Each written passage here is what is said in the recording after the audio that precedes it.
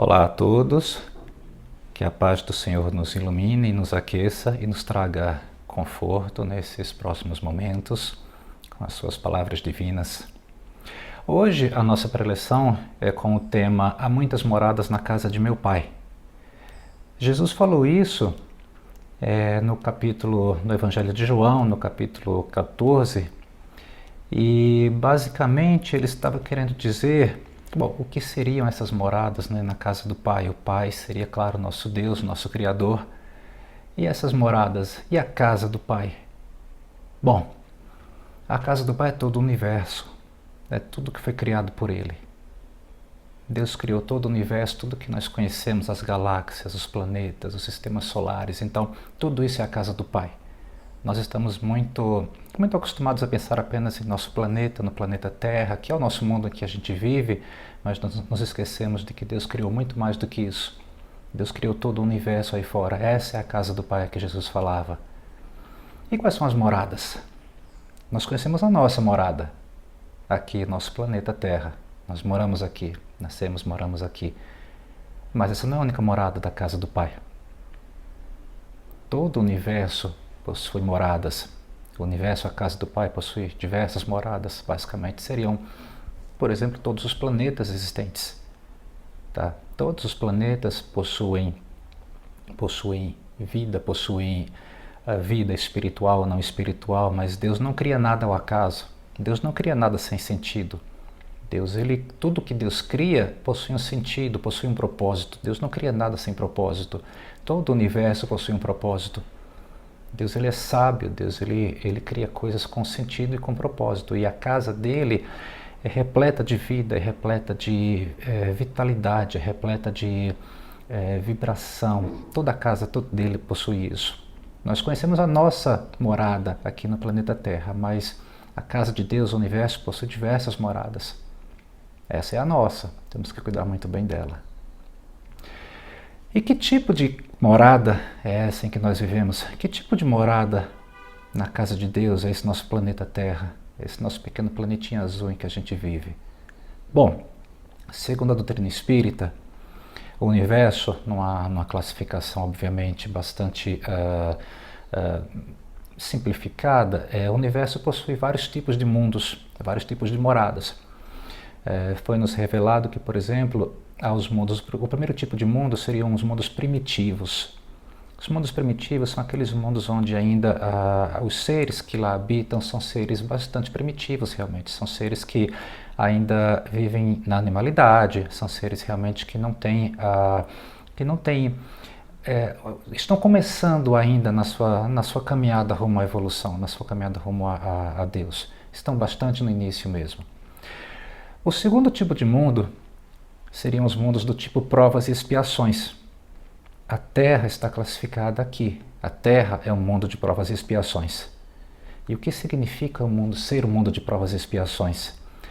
Ser um planeta de provas e expiações significa que o mal ainda impera. O mal ainda domina. O mal é maior do que o bem. Existe mais mal do que bem nesses planetas e na Terra também. Por isso que é um ambiente bastante complicado também de se viver.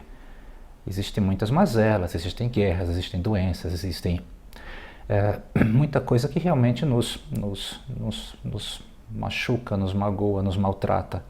É um mundo de provas e expiações. Vamos ver daqui mais adiante por que existem esses mundos e por que nós estamos aqui. O próximo tipo de mundo é um mundo de regeneração. A Terra está saindo da classificação de mundo de provas e expiações para ser considerado um mundo de regeneração. Estamos adentrando uma nova era, segundo o Espiritismo, que é exatamente abandonar a era das provas e expiações e começar um mundo de regeneração. Claro que essa mudança ela não é, obviamente, em 2, 3 ou 5 anos, ela demora um tempo um pouco mais elástico do que isso, mas ela já está acontecendo. E o que seria um mundo de regeneração? No mundo de regeneração, o mal e o bem já começa a suplantar, começa a ser mais forte do que o mal. Começa ainda a ter uma batalha entre o mal e o bem de um lado e do outro, mas o bem já começa a ir além. Tá? O mal já começa a recuar. Então, ou seja, o mundo de regeneração já é um mundo mais agradável para se viver. Não é um mundo mais com tanto sofrimento como é o mundo de provas e expiações. O mundo de regeneração, o bem já é mais palpável, nós já observamos exemplos de bondade com mais naturalidade, com mais frequência no nosso dia a dia. Ainda estamos começando, estamos adentrando nesse mundo, estamos na antessala desse mundo. Ainda vai levar um tempo até a gente conseguir realmente poder dizer que nós estamos em um mundo de regeneração, mas o processo já começou. Isso é uma ideia que dá muita esperança para nós todos que estamos aqui nesse planeta de provas e expiações. O próximo tipo de mundo, assim como classificado pelos espíritos na obra de Allan Kardec, seriam os mundos felizes. Nos mundos felizes, o bem já é muito mais amplamente dominante do que o mal. Tá? É um mundo realmente para os espíritos mais puros, os espíritos realmente que alcançaram a evolução muito mais plena, mais enraizada dentro deles. Esse mundo realmente a gente não consegue nem imaginar direito como seria, mas seriam mundos bastante ditosos, bastante felizes, como o próprio nome diz. E ainda existe uma classificação acima desses mundos que também para nós é bastante difícil da gente imaginar, que seriam os mundos celestes ou divinos. Esses sim seriam a casa dos espíritos puros. Nós não conseguimos nem imaginar direito como seria a vida nesses mundos, porque nós não conseguimos imaginar como seria, como agiria, como seria esse dia a dia desses espíritos, um espírito realmente puro.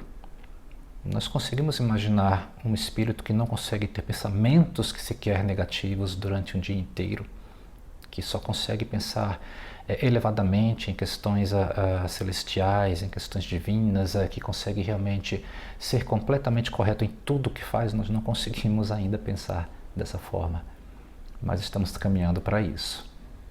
Bom, esses são os tipos de mundos que existem, segundo a doutrina espírita. E a Terra é um mundo de provas e expiações. Estamos ainda em um planeta realmente razoavelmente atrasado.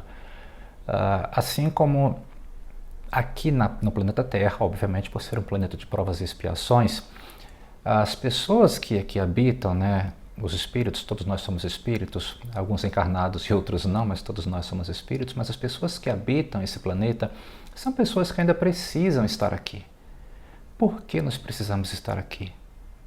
Por que nós precisamos realmente passar por sofrimentos? Por que nós precisamos realmente sentir tantas mazelas, tantas dores? Por que nós precisamos passar por doenças? Ver nossos entes queridos partirem? Por que nós precisamos passar por tudo isso, sentir tudo isso? Por que temos que pagar boletos, não é? Temos que pagar boletos. Por quê? Vamos pensar da seguinte forma: Deus é a inteligência suprema. Deus sabe muito mais do que nós precisamos. Deus não dá o que a gente pede, Deus dá o que a gente precisa. Como um bom pai, um pai que nos ama, Ele dá o que nós precisamos. E o que nós precisamos? Muitas vezes nem nós sabemos. Muitas vezes nem nós sabemos o que nós precisamos. Se nós pararmos para fazermos um exercício de autoanálise, de autoconhecimento, a gente descobre que nós não nos conhecemos. Nós não sabemos exatamente quem somos. A vida nos envolve no seu turbilhão. A gente acorda, trabalha, corre para cá, corre para lá e às vezes, muitas vezes, nós nem percebemos o que estamos fazendo. Nós simplesmente nos deixamos levar e nós não conseguimos parar para pensar em quem eu sou. Quais são os meus valores? Em quem eu acredito? Exatamente. Por exemplo, nós colocamos a cabeça no travesseiro para pensar o que eu fiz, se eu fiz certo, se eu fiz errado, se eu podia ter feito melhor. Não, geralmente nós não fazemos isso. Isso seria autoconhecimento. Quando a gente começa a fazer esse processo, nós descobrimos que realmente, parece que realmente Deus está me dando o que eu preciso. Mas sofrimento, Deus me dá sofrimento também, mas Deus não é todo amor, todo bondade. Bom, Deus nos colocou aqui nesse planeta por um motivo e cabe a cada um de nós fazer esse exercício para entender por que eu estou aqui, por que eu passo por tudo que eu passo. Porque Deus nos ama. Deus nos ama.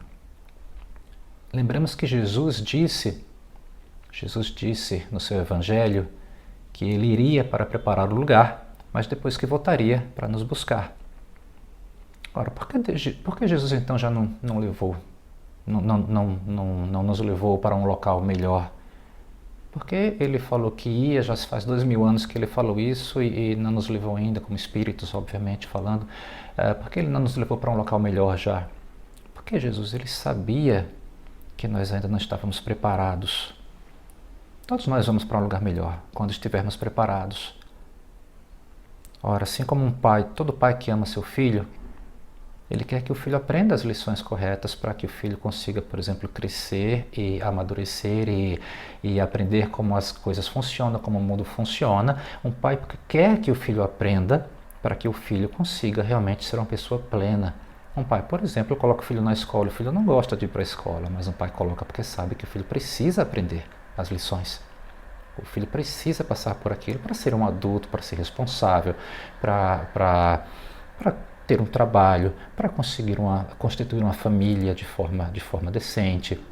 O pai tenta ensinar ao filho as questões que o filho precisa saber. Deus faz a mesma coisa conosco. Deus nos colocou aqui nesse planeta porque Ele entende que nós precisamos aprender certas questões. Nós costumamos, por exemplo, será que a gente realmente, será que nós como humanidade já mereceríamos estar em um planeta melhor?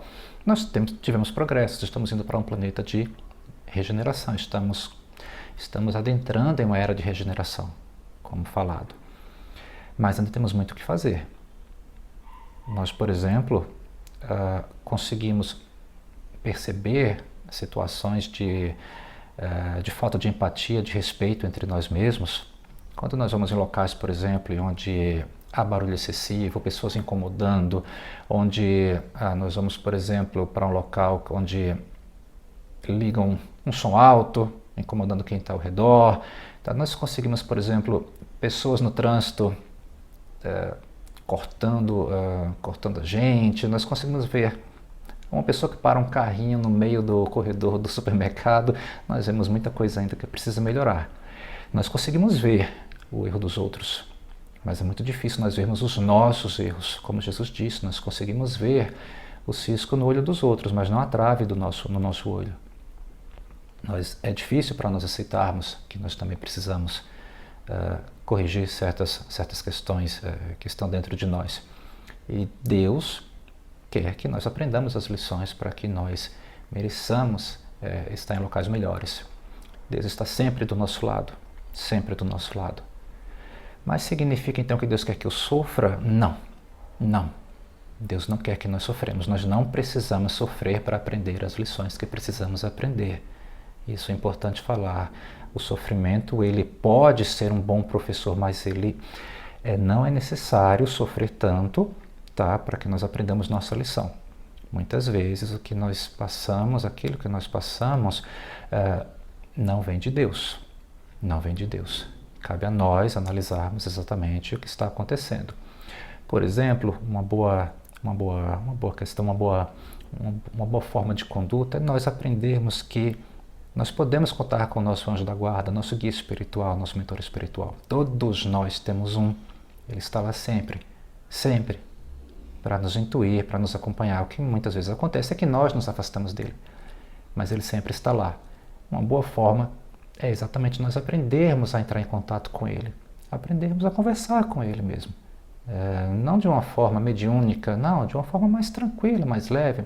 Ele está sempre lá, pensa, conversa com ele, pergunta com ele, ele intui, ele vai responder, ele vai nos ajudar, ele está aqui para isso. Ele está aqui para isso, é uma pessoa que está aqui, um espírito que está aqui para nos ajudar. Ele quer, ele torce pela nossa evolução, ele torce para que nós deixemos o sofrimento para trás.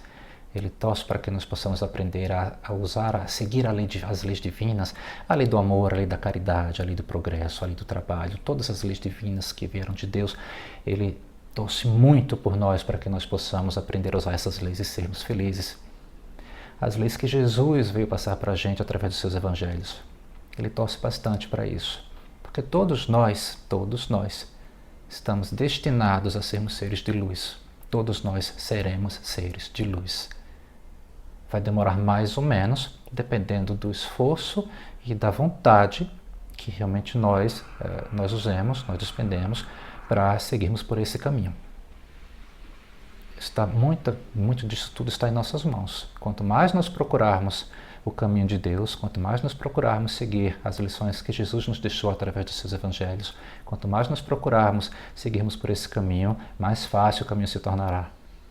Lembremos que Jesus disse exatamente essas palavras: a quem muito foi dado, muito será, mais será dado ainda. O que significa isso? Quanto mais você procurar as palavras, o reino de Deus, quanto mais você procurar seguir as suas leis, seguir a caridade, seguir o amor, seguir a fraternidade, se esforçarem em entender as leis de Deus, quanto mais nós seguirmos por esse caminho, mais Deus nos ajudará e mais será dado a nós para prosseguirmos nesse caminho. Exige disciplina, exige realmente um esforço, e nós não precisamos fazer sozinhos. Temos ajuda, podemos procurar ajuda, por exemplo, no mundo material, podemos procurar ajuda em psicólogos, podemos procurar ajuda em um ente da família que tem um bom ombro amigo, um amigo que possa conversar conosco, podemos procurar no centro religioso, tá? Podemos procurar no centro religioso para aprender realmente as lições de Deus. Então, podemos procurar ajuda, devemos procurar ajuda, porque muitas vezes as dores que nos acometem são muito fortes para que nós consigamos nos erguer sozinhos. Mas a ajuda está aí e Deus coloca a ajuda no nosso caminho. Nós só precisamos aceitá-la. Nós precisamos aceitá-la. Bom, devemos lembrar, eu vou comentar aqui uma frase bastante interessante do espírito Joana de Ângeles, que foi psicografada pelo médium Divaldo Franco no livro Vida Plena. É uma frase curta, mas é bastante interessante para todos aqueles que estão sofrendo e que não entendem exatamente de onde vem a sua dor. Nós devemos entender a dor com outros olhos. Veja que muitas pessoas que já passaram aqui por esse planeta também sofreram, mas elas aprenderam a entender o sofrimento de uma forma mais útil, extrair algo de bom desse sofrimento.